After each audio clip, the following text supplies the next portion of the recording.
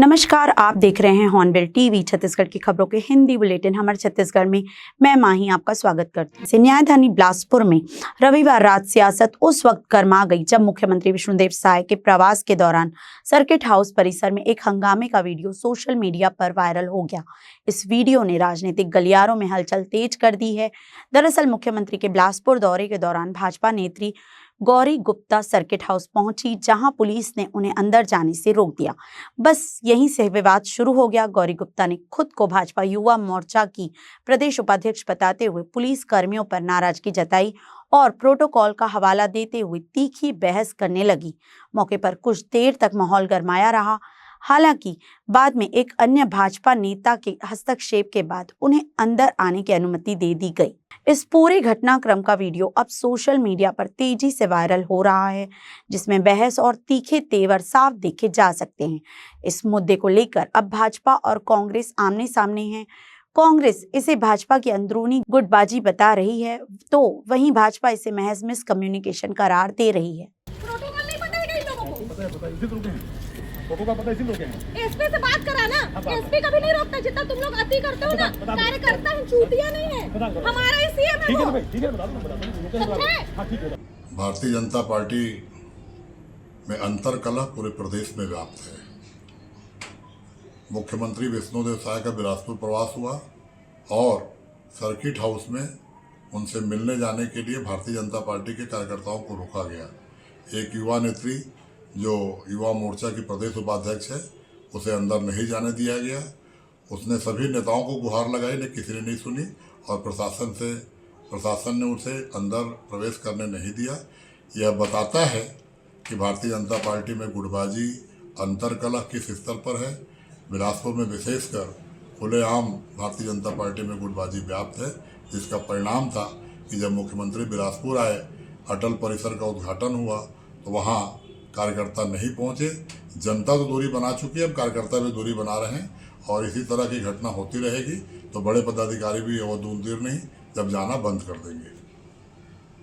कांग्रेस खुद की अंतर्कलह से बौखलाई हुई है और यही कारण है कि अंतर्कलह की वजह से ही आज वह सत्ता से बाहर है। रही बात मुख्यमंत्री जी से मिलने की, भेंट करने की, मुख्यमंत्री श्री विष्णुदेव साय जी बहुत ही सहज और सरल हृदय के व्यक्ति हैं। प्रत्येक कार्यकर्ताओं से एक एक कर मिलते हैं, उनसे चर्चा करते हैं। एक मामला जिसके बारे में आपने अभी जिक्र किया है, देखते हैं कहाँ पे कुछ कमी रह गई है। जो कमी रहेगी उसको दूर किया जाए। छत्तीसगढ़ में धर्म स्वातंत्र विधेयक 2026 के पारित होते ही प्रदेश में माहौल गर्मा गया है। जहां एक ओर सियासत तेज है, वहीं दूसरी ओर समाज के कई वर्गों में इस कानून को लेकर उत्साह भी देखने को मिल रहा है। खास तौर पर हिंदू संगठनों और धर्म प्रेमियों ने इसे ऐतिहासिक कदम बताया है। दरअसल छत्तीसगढ़ विधानसभा में पारित इस नए कानून में अवैध धर्मांतरण के खिलाफ सख्त प्रावधान किए गए हैं। कानून के मुताबिक दोषी पाए जाने पर 7 से 10 साल तक की सजा और न्यूनतम 5 लाख रुपए जुर्माने का प्रावधान है। वहीं यदि पीड़ित महिला, नाबालिग, अनुसूचित जाति जनजाति या अन्य पिछड़ा वर्ग से हो तो सजा बढ़ाकर 10 से 20 साल तक की जा सकती है और जुर्माना 10 लाख रुपए तक रखा गया है। सामूहिक धर्मांतरण के मामलों में तो सजा और भी कड़ी है, जिसमें आजीवन कारावास तक का प्रावधान शामिल है। इसी कानून के समर्थन में बिलासपुर में हिंदू संगठनों और धर्म प्रेमियों ने आभार रैली निकाली। बड़ी संख्या में लोग इसमें शामिल हुए और सरकार के इस फैसले का स्वागत किया। रैली में शामिल लोगों का कहना है कि अब जबरन धर्मांतरण करने वालों पर कड़ी कार्यवाही होगी और इसे गतिविधियों पर रोक लगेगी। कुल मिलाकर इस कानून ने प्रदेश में नई बहस और नई सियासी सरगर्मी को जन्म दे दिया है। बस छत्तीसगढ़ सरकार का धन्यवाद करने के लिए, क्योंकि हमारे इतने साल की लड़ाई का फल मिला है भाई। धर्मांतरण के लिए बिलासपुर से युद्ध का आगाज किया था हम हिंदुओं ने, उसका प्रतिफल आज हमको मिला है। छत्तीसगढ़ सरकार ने हमारी मांगों को, हम हिंदुओं का सम्मान करते हुए छत्तीसगढ़ से धर्मांतरण को उखाड़ फेंकने के लिए धर्मांतरण कानून लेके आए हैं। उसके समर्थन में छत्तीसगढ़ सरकार का आभार करने के लिए, विजय शर्मा जी का, विष्णुदेव साय जी का आभार करने के लिए सारे सनातनी सड़कों पे उतरे हैं। और ये जवाब भी है, वो जो लोग सड़कों पे उतर के छाती पी पीट रहे हैं ना, ये उनका प्रतिकार है कि भैया क्रिया का प्रतिक्रिया तो होगा। रायपुर में क्राइम ब्रांच ने बड़े ड्रग सिंडिकेट का खुलासा करते हुए 1 दर्जन से ज्यादा आरोपियों को गिरफ्तार किया है। यह गिरोह रायपुर, बिलासपुर और दुर्ग, भिलाई समेत कई शहरों में ड्रग्स की सप्लाई कर रहा था। पुलिस ने रायपुर से लेकर दिल्ली तक एक साथ छापेमारी कर कार्यवाही की, जिसमें 2 नाइजीरियन नागरिक भी पकड़े गए हैं। जांच में सामने आया कि आरोपी कुरियर के माध्यम से ड्रग्स मंगवाते थे और बाइक टैक्सी के आड़ में उसकी डिलीवरी कराते थे। रायपुर के 4 बाइक टैक्सी चालक भी इस गिरोह में जुड़े पाए गए हैं, जो पेडलर्स के संपर्क में आकर अलग अलग लोकेशन पर ड्रग्स पहुंचाने का काम कर रहे थे। पुलिस मामले की जाँच कर रही है। रायपुर पुलिस कमिश्नरेट बनने के बाद लगातार सूखे नशे के खिलाफ कार्रवाई करने के लिए सीपी सर के द्वारा आदेश मिला है। उसी में क्राइम टीम और थाने की टीम और एएनटीएफ की टीम संयुक्त अपना मुखबिरी नेटवर्क को स्ट्रॉन्ग किया जा रहा है। हमको रिसेंटली एक जानकारी मिली है कि कुछ लोग रैपिडो ड्राइवर जो है वो अलग अलग लोकेशंस पे एमडीएमए ड्रग को छोटे पार्सल्स में डाल के कस्टमर्स को सप्लाई कर रहे हैं बोल के ऐसे कुछ जानकारी मिल रही थी। तो हम लोग लगभग 1-1.5 महीने से इसको कंटिन्यूसली ट्रैक कर रहे थे, सीसीटीवी फुटेजेस और टेक्निकल एनालिसिस करते हुए। तो इसमें ये बात सामने आई कि दिल्ली से महेश खड़गा और कुसुम नाम के 2 जो रायपुर के ही है बट रिसेंटली दिल्ली में सेटल हो गए, तो वो लोगों के द्वारा एमडीएमए ड्रग्स और पार्टी पिल्स जो एक्सटेसी पिल्स होते हैं उसको लगातार रायपुर में भेजा जा रहा है। और कुणाल नाम के लड़के के पास में वो स्टॉकअप कर रहे थे। और कुणाल जो है कुसुम हिंदुजा जो दिल्ली के रहने वाली है, तो उससे बात करके संपर्क में उसको रैपिडो ड्राइवर्स के माध्यम से अलग अलग लोकेशंस में कस्टमर्स को डिलीवरी करवाया जा रहा है। तो इसी में हमारा नेटवर्क पूरा एस्टैब्लिश हुआ था और हम लोग अपना टीम को लगाए थे और रैपिडो ड्राइवर्स को भी पकड़े थे। और दिल्ली से जो 2 मास्टरमाइंड है इनका, कुसुम हिंदुजा और महेश खड़गा, इनको भी लेके आए थे। महेश खड़गा और कुसुम हिंदुजा का पहले भी कमारडी थाने में 2024 में ड्रग्स के मामले में भी ये लोग के ऊपर एफआईआर हुई है और सजा भी उनके ऊपर हुआ है। और आज रिसेंटली वो कंडीशनल बेल पे बाहर है। तो आगे की कार्रवाई हम लोग इसके कंडीशनल बेल को निरस्त कराने का और कंटिन्यूस फ्रॉड टाइप का, इसको कंटिन्यूस ऑफेंस टाइप का दिखा के इसमें कुछ बड़ा कार्रवाई करने के लिए प्लान किया जा रहा है। टोटल 48 ग्राम्स का एमडीएमए और 8 पार्टी पिल्स का जब्ती हुआ है, जिसका टोटल मशहूर का कीमती लगभग 10 लाख के आसपास है। टोटल 6 आरोपी है, 4 लोकल के हैं, एक कुणाल है जो एमडीएमए ड्रग को स्टॉक करता है यहाँ लोकल सप्लाई के लिए, 3 रैपिडो ड्राइवर्स है और 2 दिल्ली के मास्टरमाइंड्स है। इनके पूछताछ में ये भी एक चीज सामने आया कि ये ड्रग्स जो है नाइजीरियन सिटीजन से खरीदते हैं, तो इसका भी लिंक अभी हम लोग विवेचना में रखे हैं। तो फर्दर कुछ अगर बड़ा खुलासा होगा तो बताएंगे। दक्षिण पूर्व मध्य रेलवे यानी SECR एक तरफ रिकॉर्ड पर रिकॉर्ड बना रहा है, लेकिन दूसरी तरफ यात्रियों की परेशानियां कम होने का नाम नहीं ले रही। सवाल बड़ा है, जब कमाई बढ़ रही है तो सुविधाएं क्यों नहीं? दरअसल SECR ने ओरिजिनेटिंग पैसेंजर रेवेन्यू में नया कीर्तिमान स्थापित किया है। 17 मार्च 2026 तक रेलवे ने 1359 करोड़ 4 लाख का यात्री राजस्व अर्जित किया, जो तय लक्ष्य 1348 करोड़ से भी ज्यादा है। यानी रेलवे ने टारगेट से आगे बढ़कर कमाई की है। रेलवे के मुताबिक स्पेशल ट्रेनों का संचालन और यात्रियों की बढ़ती संख्या इस रिकॉर्ड के पीछे बड़ी वजह है। अलग अलग श्रेणियों में करीब 18.7% तक की वृद्धि भी दर्ज की गई है। माल परिवहन के मामले में भी यह जोन लगातार देश में अव्वल रहा है, लेकिन तस्वीर का दूसरा पहलू काफी चिंताजनक है। स्टेशन के टिकट काउंटर से लेकर ट्रेन के कोच तक हर जगह यात्रियों को परेशानियों का सामना करना पड़ रहा है। ट्रेनों की लेट लतीफी, बार बार कैंसिलेशन और अधूरी व्यवस्थाएं यात्रियों की मुश्किलें बढ़ा रही हैं। और सुविधाएं तो देखो लगातार रेलवे कुछ न कुछ तो कर ही रहा है, विस्तार भी कर रहा है 4th लाइन का। उस हिसाब से पैसेंजर ट्रेनों को ज्यादा ध्यान देना चाहिए, ताकि लोकल जो जनता है, जैसे रायगढ़ से बिलासपुर हो गया, झांसीगुड़ा हुआ, रायपुर हुआ, उसके लिए विशेष सुविधा मिले यहाँ के यात्रियों को। एक्सप्रेस ट्रेनें चल रही है, मालगाड़ियाँ ज्यादा चल रही है, यात्री पैसेंजर ट्रेनों के अपेक्षा ज्यादा चल रही है मालगाड़ी, उसको ज्यादा ध्यान दे रहे हैं। पैसेंजर को खड़ा करके मालगाड़ी को निकाला जा रहा है, एक तरह का बहुत बड़ा दिक्कत है, उसको सॉल्व करना चाहिए रेलवे को। देखिए, गर्मियों के साथ यात्रियों का दबाव भी बढ़ गया है और साथ ही नवरात्रि का जो मेन पर्व है, उस समय रेलवे प्रशासन का जो ये निर्णय है लगातार आक्रोश पैदा करेगा। यात्रियों में लोग अपने गंतव्य के लिए काफी समय से पहले निकलते हैं और उन्हें स्टेशन पर पहुंचकर यह पता पड़ता है कि ट्रेन या तो स्थगित हो चुकी है या निरस्त कर दी गई है। इससे यात्रियों में काफी रोष हो जाता है। रेल प्रशासन, खासकर जो यात्रियों का सीजन होता है, खासकर परीक्षाओं के बाद ये प्रशासन ये निर्णय लेता है कि यात्री ट्रेनों को लगातार निरस्त कर देता है, जिससे लोगों में काफी आक्रोश और जो ये उनकी यात्रा की जो तिथि है उनको लेकर काफी संशय की स्थिति बनी रहती है। थर्ड लाइन, फोर्थ लाइन और मेंटेनेंस के नाम पर लगातार ट्रेनें रद्द हो रही हैं, जिससे यात्रियों को अपने सफर तक रद्द करने पड़ रहे हैं। हजारों लोग रोजाना प्लेटफॉर्म पर घंटों इंतजार करने को मजबूर हैं। Zonal railway users consultative committee के सदस्यों का भी कहना है कि सिर्फ रिकॉर्ड बनाना काफी नहीं, बल्कि यात्रियों को बेहतर सुविधाएं देना ही असली जिम्मेदारी है। पंक्चुअलिटी सुधारना, कैंसलेशन कम करना और स्टेशनों की व्यवस्थाएं दुरुस्त करना बेहद जरूरी है।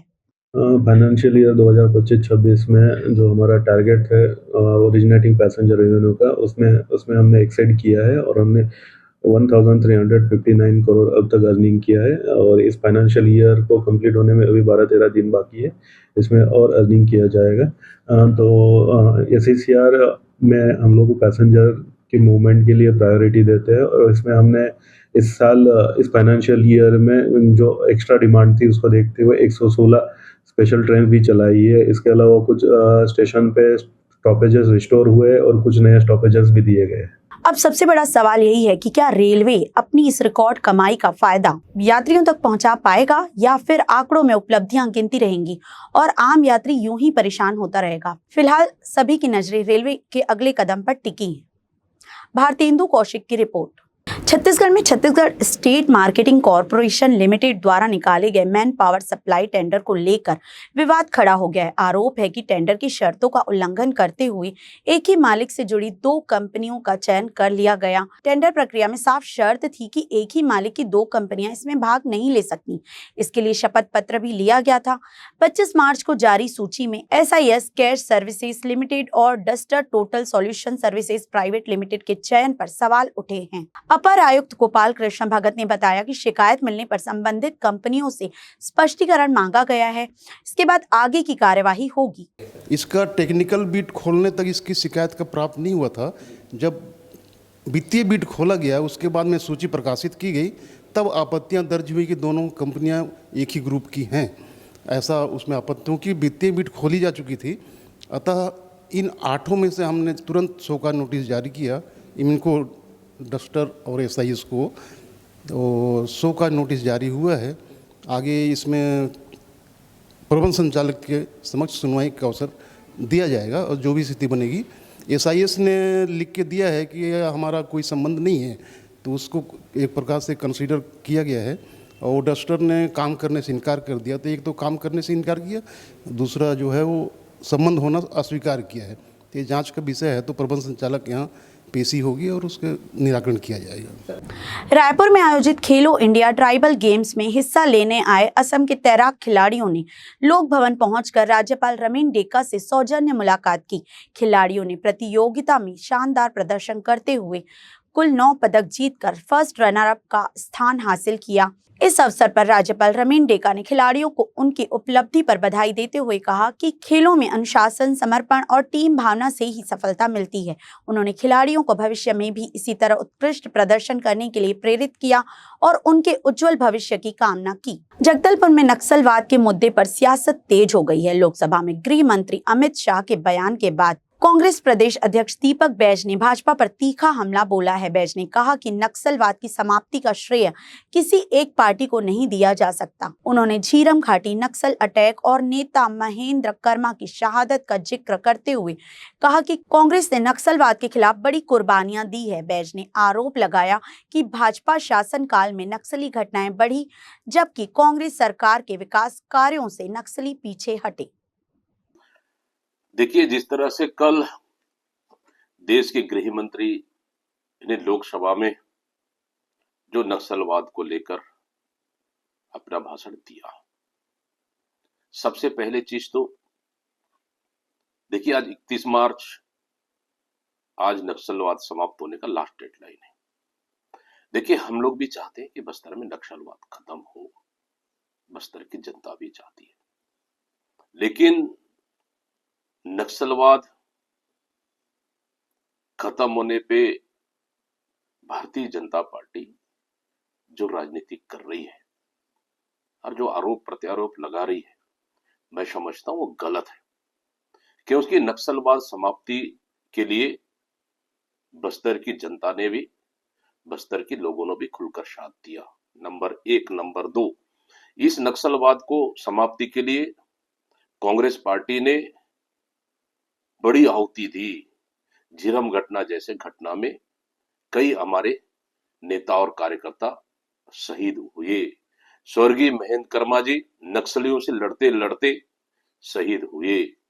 ये चीज भारतीय जनता पार्टी को नहीं भूलना चाहिए। और जितनी भी बड़ी घटनाएं हुई, चाहे ताड़मेटला की घटना देखें, चाहे एर्राबोर की घटना देखें, चाहे रानी बोदली की घटना देखें, चाहे झीरम घाटी की घटना देखें, सब भारतीय जनता पार्टी की सरकार में घटना घटी है।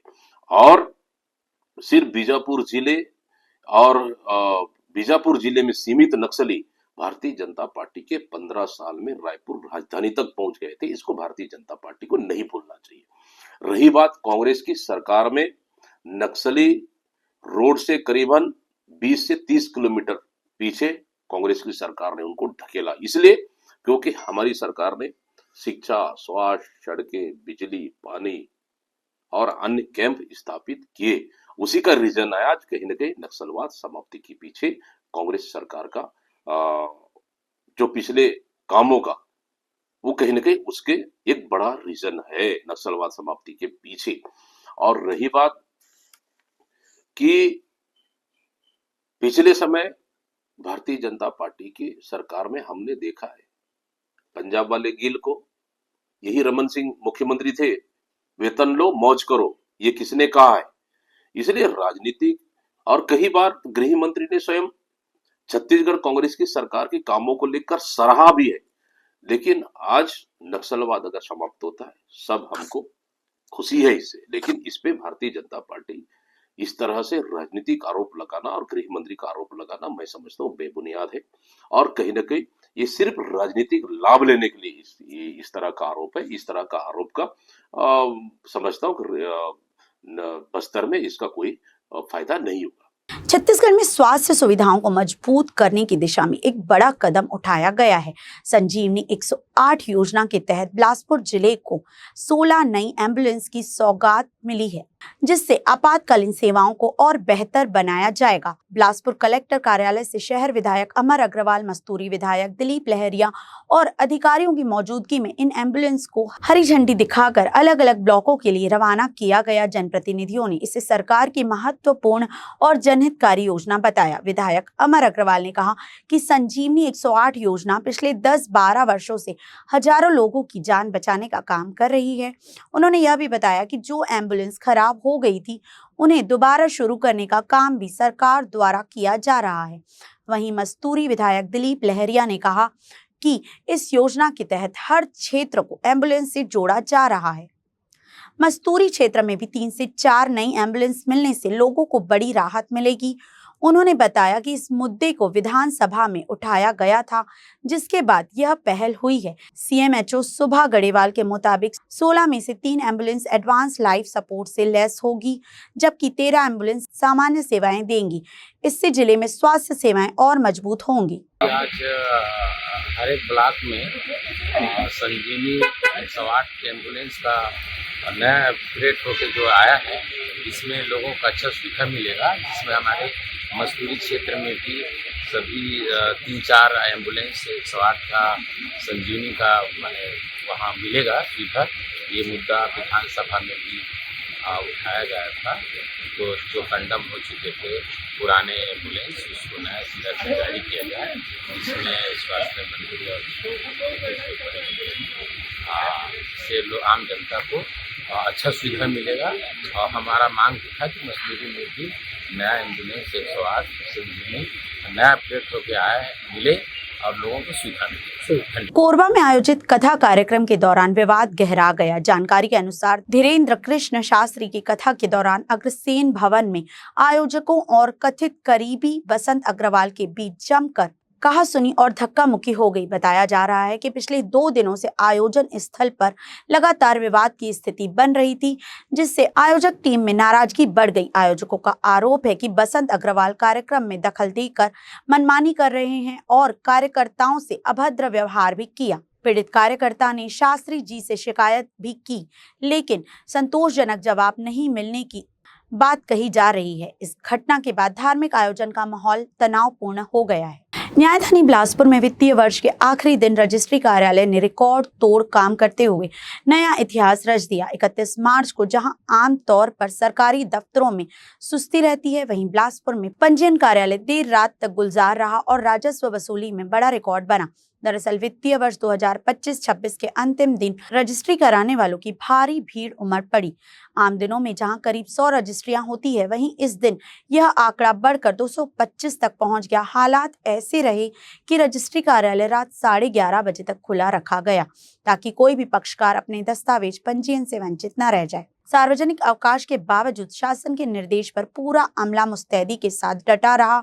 सुबह से लेकर देर रात तक अधिकारी और कर्मचारी लगातार काम करते नजर आए। भारी भीड़ को देखते हुए सर्वर भी लगातार चालू रखा गया, जिससे काम बिना किसी बाधा के सुचारू रूप से चलता रहा।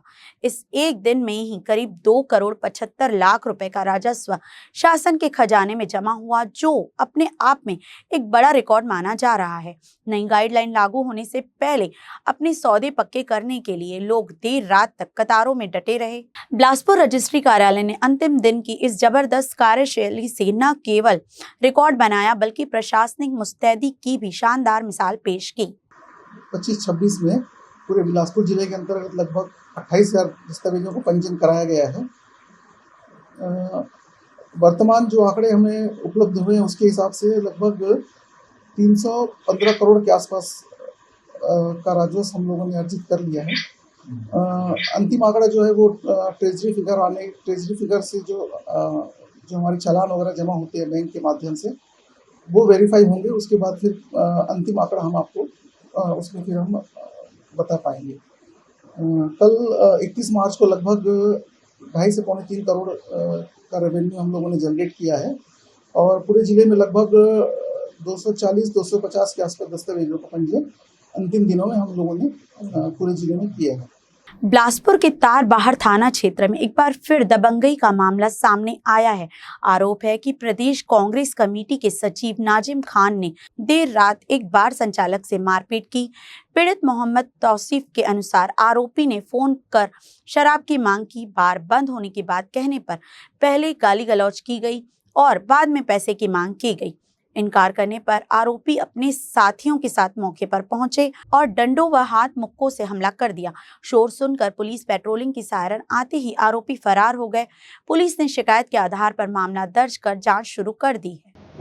सन्निवेश बार के संचालक कौशिक के द्वारा रिपोर्ट दर्ज कराया गया है कि रात्रि करीब 1 बजे के आसपास में बार के पार्किंग में ये नाजिम खान, सुजान बुखारी और सलमान खान 3 व्यक्ति आए और आकर के बार बंद होने के बाद शराब की मांग कर रहे थे। मेरे द्वारा शराब की बार बंद होने के लिए कहा गया, मतलब हो चुका है कहने पर, और इनके द्वारा हमको शराब चाहिए, अगर बार बंद हो गया तो हमको पैसा दो, हम बाहर से शराब लेंगे, ऐसा कहते हैं। इनके साथ मारपीट किया गया है। मारपीट करने के कारण जो है इनके शरीर में चोट आया, इसका मुआवजा कराया गया है और उसकी रिपोर्ट पे एफआईआर दर्ज करके अग्रिम कार्रवाई की जा रही है। बिलासपुर जिले के कोटा स्थित डॉक्टर सीवी रमन यूनिवर्सिटी से बी फार्मा का एक छात्र 6 मार्च से लापता है। कई दिन बीतने के बाद भी उसका कोई सुराग नहीं लग पाया है, जिससे परिजनों और विश्वविद्यालय प्रशासन की चिंता बढ़ गई है। मामले में शिकायत मिलने के बाद पुलिस ने जांच शुरू कर दी है। बिलासपुर के एसएसपी रजनीश सिंह ने बताया कि छात्र की तलाश के लिए कई टीमें गठित की गई हैं। मोबाइल लोकेशन, कॉल डिटेल और अन्य तकनीकी साक्ष्यों की मदद से जांच की जा रही है। साथ ही छात्र के दोस्तों और करीबियों से पूछताछ भी जारी है। उसमें लगातार पुलिस की टीमें लगी हुई हैं। पुलिस ने कई टीमें उसमें बनाई है। जितने भी टेक्निकल इनपुट हो सकते हैं लड़के के संबंध में, वो सारी जानकारी ली जा रही है। लड़के से संबंधित जितने भी इंफॉर्मेशन थी, जो उसके दोस्त मित्र हैं, यूनिवर्सिटी प्रबंधन से, सभी से लगातार उनके परिवार के लोगों से संपर्क में रहकर और अपील भी की गई है कि बच्चा कहीं जहाँ कहीं भी हो वो तत्काल पहुंचे, उसके पेरेंट्स यहाँ पर हैं, तो पुलिस लगी हुई है, निश्चित रूप से जल्दी मिलेगा। आज के बुलेटिन में बस इतना ही। मुझे दीजिए इजाजत। देखते रहिए हॉर्नबिल टीवी।